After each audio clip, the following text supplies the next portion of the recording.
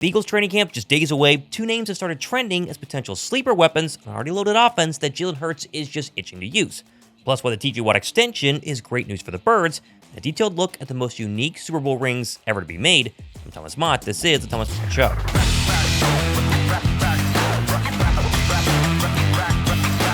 Just 159 days as the Philadelphia Eagles raised their second Vince Lombardi trophy saw the final celebration of the greatest Super Bowl performance of all time, as all players, coaches, family, and staff gathered in Philadelphia this past Friday night for a Super Bowl celebration that culminated in the unveiling of perhaps the most unique ring in Super Bowl history. Big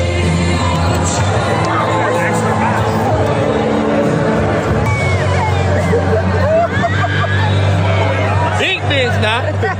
Big biz now. Hey, you gotta press a button for that to come up now. You gotta press a button for that to come up now. Golly. That's a rock, boy. That's a rock. Oh my goodness. It opens? Oh, it opens. Oh, the side? Oh, the wings? Oh.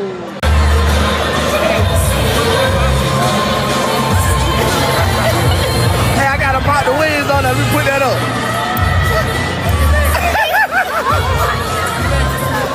And man, this ring is absolutely insane, as it features the Birds logo up front, along with the now two Vince Lombardi trophies and the world champion lettering in diamonds. Then on one side, the Eagles Super Bowl score, with the other detailing the player's name and a picture of Lincoln Financial Field.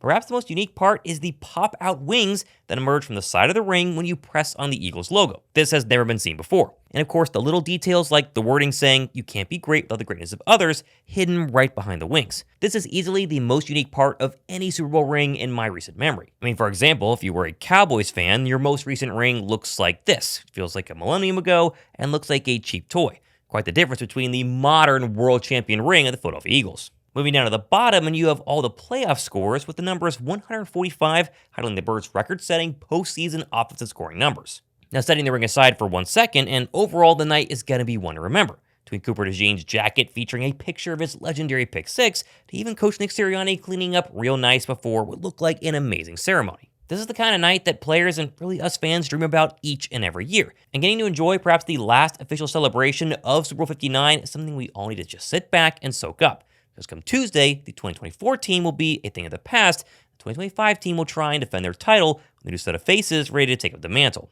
Final look, though, the Eagles Super Bowl ring, it is absolutely stunning, 100% worth the long wait. Give me a thumbs up down below and let me know what you guys think in the comment section. Also, by the way, if you have not picked up your Game Changers t-shirt yet, they've partnered with me to give you guys a pretty sweet discount on all of their Eagles gear, which, if you see on your screen right now, is really some of the coolest t-shirts I have ever seen. I am rocking this one right here. This is the Dagger t-shirt. It's the Dagger in t-shirt form. Well, if you want $10 off your purchase, use my promo code ThomasX10 at checkout. All details down below in the description box. $10 off your entire purchase, and each one you do actually helps me out as well, so get your Game Changer t-shirt today. Now, of course, because the ring ceremony was so darn delayed, Philadelphia's coaches actually had to get up early Saturday morning, less than 12 hours after the ceremony, and get right back to work prepared for training camp, which now stands just a few days away. And while, of course, the main focus will always be on the starters the next couple of weeks, a key part of winning the aforementioned Super Bowl rings is finding deep roster players who can actually produce on the field in 2025.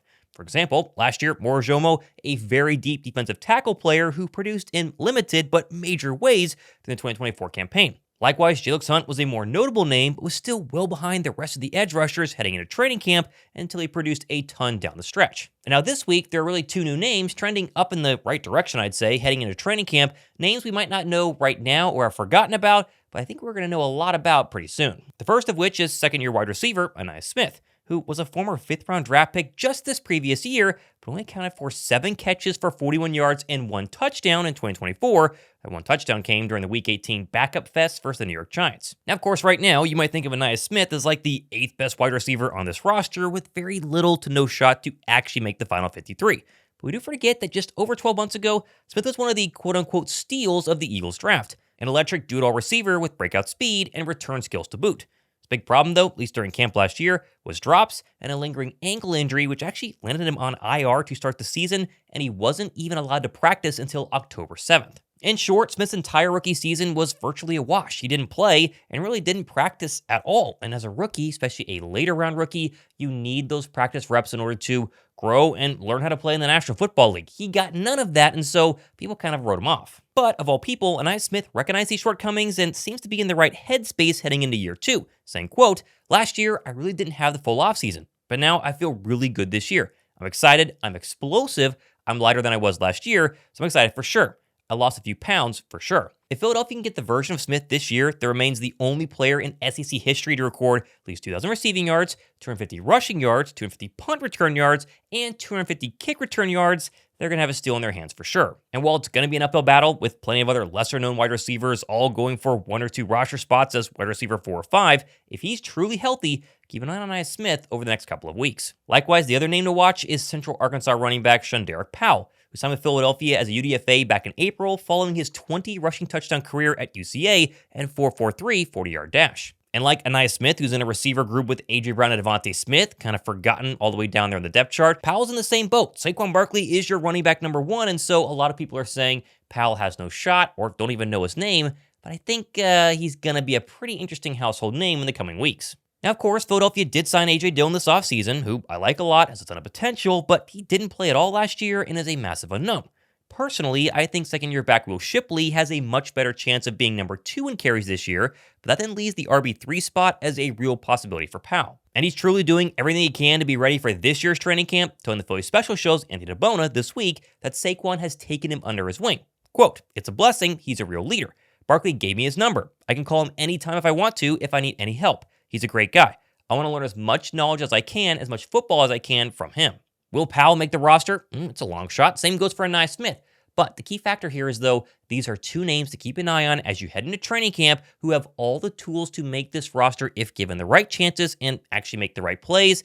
I'm hoping both of them can do it because, again, if they can actually make the roster, they can contribute in 2025. Now, moving on to the funniest thing that happened this entire week that actually wasn't even in Philadelphia, as the Pittsburgh Steelers inked star pass rusher TJ Watt to the highest paid non-quarterback contract in the history of the NFL, a 3-year, $123 million extension worth over $41 million a year. The funny side of this, though, is actually twofold. A being the fact the current list of highest paid non-quarterbacks in the NFL all have one thing in common. Do you see it? Yeah, these teams haven't sniffed a Super Bowl in ages, but that's really not the main point. The actual main point, the funniest part of the entire Watt deal, the fact that the Pittsburgh Steelers got it done before the Cowboys could extend Micah Parsons, meaning Dallas must now make sure Parsons gets over $41 million a year or to keep him happy and better paid than the much older TJ Watt. Which means, for like the 10th time in a row, the Dallas Cowboys have waited way too long to extend one of their best players, and they're going to now pay the price for it big time monetarily because they're going to have to give him $42, $43, $44 million a year. And again, as of right now, Micah Parsons remains unsigned. So congrats to the Steelers for getting TJ Watt inked. Have fun with your aging roster and Aaron Rodgers, but also thank you for doing it because now the Cowboys look even worse and are going to be even more in the contract hole going forward. Now, I did see that some people were upset at me during my last video where I suggested that second-round draft pick Drew Mukuba could, emphasis there, hold out on the start of training camp next week if he remains unsigned once the clock strikes, say, Tuesday. And let me just say, I don't think he will, mainly because he was just seen training with Jahad Campbell earlier this week. However, the reason I suggested this could even be a possibility was because right now, 11 second-round draft picks in the NFL remain unsigned due to the Texans and Browns giving the first ever fully guaranteed contracts to their second-round rookies. Thankfully, though, we got some good news as this trend finally broke earlier this week as the 49ers, their rookie, received just 88% of his contract guaranteed, and then, of course, 19 others followed suit. So other draft picks are finally taking less than the guaranteed deals, which means the 64th overall pick in the draft should not expect a fully guaranteed contract. So, really, any day now, you should get the news that Drew Mukuba has signed and all is well with the world. Remember, Philadelphia is a first-class organization and they do not do holdouts, as the last time a player actually skipped any part of training camp was 14 years ago during the summer of 2021, when Deshaun Jackson skipped the first 11 days. It's not likely Drew Mukuba will follow suit. Stay tuned for the update. And we got plenty more stuff happening the next couple of days and weeks, including, come on, training camp. It's finally here. We made it through the offseason. Thank the Lord for that. I cannot wait. My suggestion to you, though, hit the red subscribe button, turn the notification bell, because this is your one-stop shop for all Eagles training camp news, highlights, updates, trades, signings, roster players, bubbles, all sorts of fun stuff is going to happen here. A lot of cool giveaways as well we're announcing next week. I'm Thomas Mott. This has been Thomas Mott Show.